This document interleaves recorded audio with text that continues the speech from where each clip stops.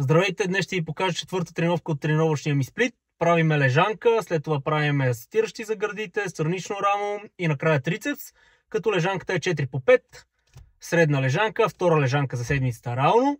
Отиваме да тренираме, ще се видим по време на тренировка. Днес лежанката е със средно ниво на натоварване, като изпълняваме 5 серии по 4 повторения и на лоста с 100 кг. Не правим дълга пауза в долната позиция на лежанката, но въпреки това се стремим да съпроводим лоста до гърдите и след като лоста удари гърдите, тогава да започне положителната част на упражнението. Вработването ни до работната тежест включва следните повторения. 2 серии по 5 повторения на 50 кг, 2 серии по 5 повторения на 70 кг, една серия по едно повторение на 90 кг и след това направо работната тежест. Продължаваме към второ упражнение, което има за цел да натоварим връзката мозък-мускул и да напомпа малко гърдите. Изпълнението на упражнението се състои от 3 серии по 20 повторения, като тук специално работим с собствена тежест.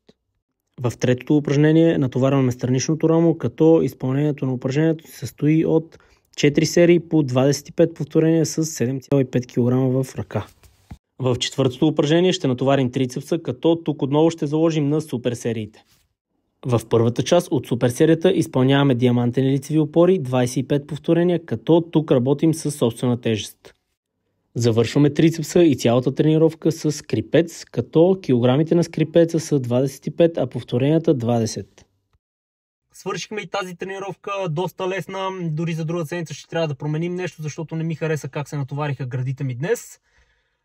Лежанката за сметка на това я усетих хубаво, затова ще я оставя. Ще променя кофите, ще намаля повторенията и ще увелича килограмите. Защото просто така се помпам, а не се натоварвам с тези 20, които правя.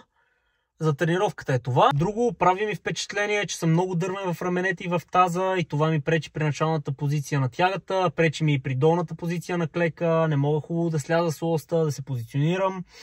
Ще трябва да започнем да разтягаме. Паузираме клипа, защото по невнимание изтърках края на видеото и ще ви помоля да се абонирате, да харесате, ако ви харесва съдържанието, което създавам, и до следващия път.